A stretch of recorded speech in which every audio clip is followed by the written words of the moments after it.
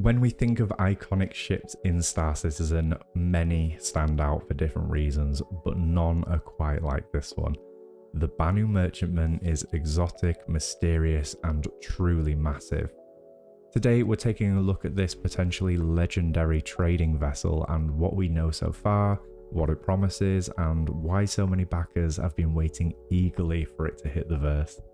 First teased nearly 12 years ago now, it's gone from being a concept art image to an obsession amongst the community, and it's easy to see why. The merchantman isn't just a ship, it has become a culture all of its own within Star Citizen. Or a cult, depending on your perspective. As described by the Star Citizen wiki, the Banu merchantman is a trading ship capable of landing or docking and then inviting locals in to view what its cargo holds have to offer. The ship design, perfected by generations of Banu development, is intended to offer a combination of high speed and durability. If you're new to Star Citizen lore, the Banu are a trade-focused alien species that value commerce above all else. In their culture, trading isn't just economics, it's also a spiritual experience. That philosophy seems to come through in every curve of this ship. Its sweeping lines and ornate design display a level of opulence and success designed to impress potential clients upon arrival. Let's take a look at some of the specifications of the merchantman, and there is some conflicting information here that crops up.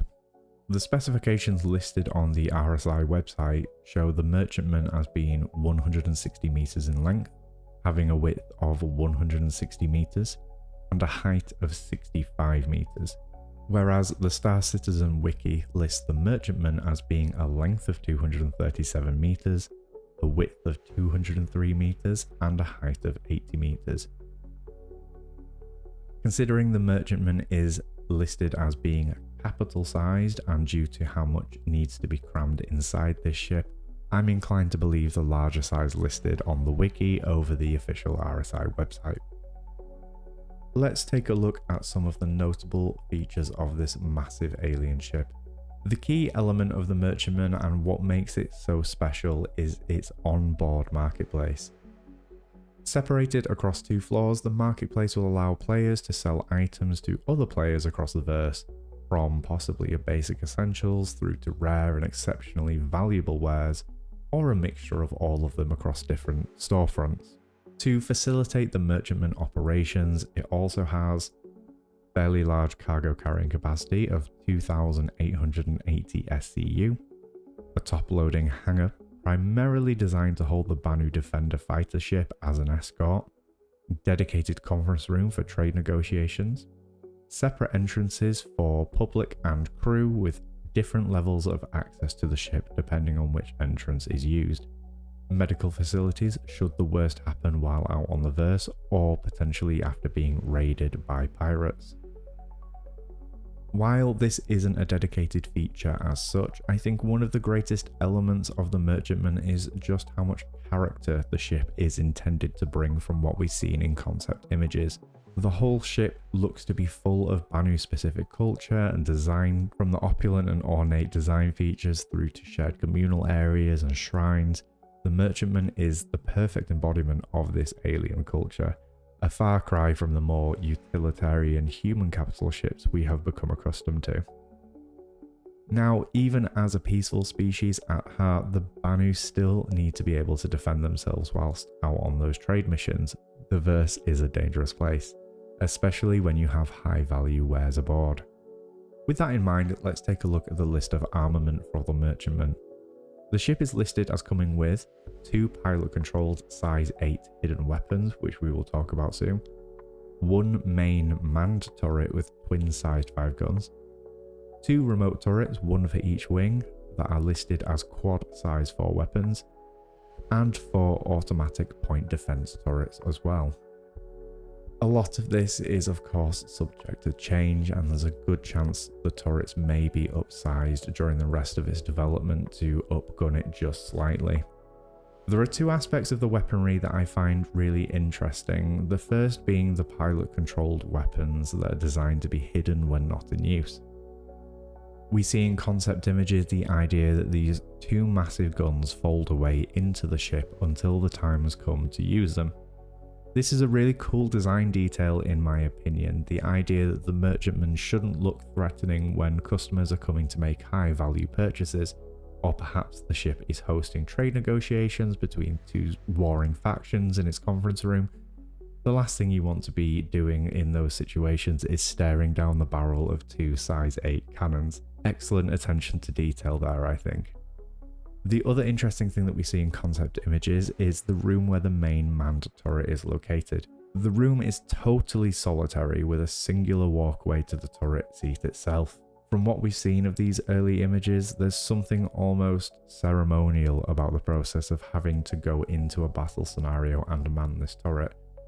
Almost like it's a last resort for the turret operator, and potentially they are sacrificing something spiritually by having to resort to violence. This is what I mean about the details that speak to this alien culture.